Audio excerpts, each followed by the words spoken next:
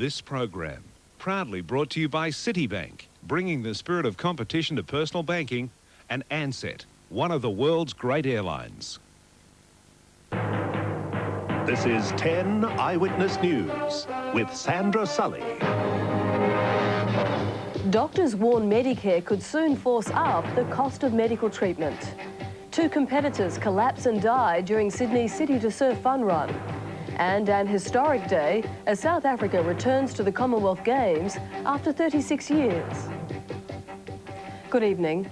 Australia's doctors have formed an unusual alliance to press their grievances over Medicare rebates to the federal government. They're angry that Health Minister Carmen Lawrence has refused to lift patient rebates above the level set in the budget. They warn the government's stand could see a visit to the doctor cost another $2 before the year is out. Australia's 23,000 GPs say they're being cut to the bone. Patient rebates announced in this year's budget will only increase by 0.6%, half that for specialists and well below the expected 2.25% inflation rate. The costs of providing a medical service, of running a medical practice, like running any small business, is basically based on prices and wages. The new rebate only represents about 15 cents extra for each visit to a GP. But doctors say rising costs mean they'll need between 50 cents and $2. Our concern is that some doctors will stop bulk billing some of their patients. The major groups representing GPs this weekend forged an historic agreement to fight together for a better deal. They say the government doesn't need to find more than the $2 billion a year it now spends on GP services. The issue is a fairer distribution. A spokesman for Health Minister Carmen Lawrence today said the government had put aside an additional $40 million for GPs this year, money which is tied to a new accreditation scheme which will give GPs up to $10,000 each and mean better service for patients. Sean Murphy, 10 News.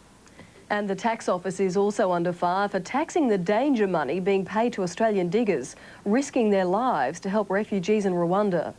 Critics have branded the decision a heartless government grab for cash.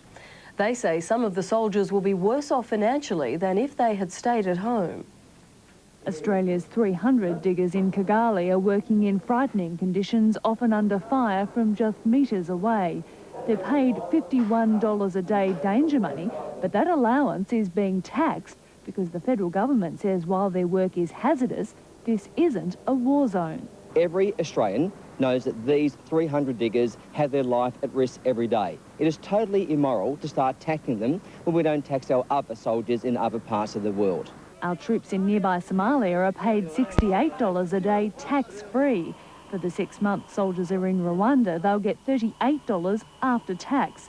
Mostly lower income earners, some will be out of pocket because taxing the allowance means it's assessed as income for social security, wiping many military families out of allowances of up to $300 a fortnight. They would have been better off staying here in Australia and not representing their country overseas. The RSL is just as critical of the tax. It's the first time Australian troops have ever been taxed in a war zone, a decision that's been branded a cold grab for cash. It goes against the Australian spirit that when you're in a war zone area representing Australia, that allowance be tax-free. Bernadette Nunn, 10 News. But Prime Minister Keating's attention today was on Australia's military past. He unveiled plans for a year-long national commemoration of Australia's role in the Second World War. It was the PM's first day back at work after a week off with the flu, and he was determined not to be sidetracked by the damaging allegations made in Bob Hawke's memoirs. Bob Hawke's bitter criticism of his rival, serialised this weekend, has the opposition barracking at every opportunity. It exposes the scornful attitude that Mr Keating has to Australians in Australia. Paul Keating's best defence is normally to attack, but not yet. What's your reaction to the Hawke book, sir? Where you going?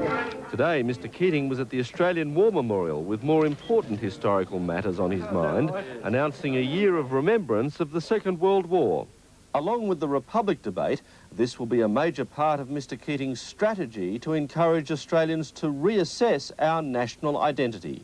I hope it will encourage us to recognise how important it is for a nation to believe in great ideals and to have them at the forefront of our ambitions. And I hope It will help us recognise how important it is to believe in ourselves. The war will be remembered through commemorative services, victory balls and sporting and cultural events, along with education kits in schools and public exhibitions.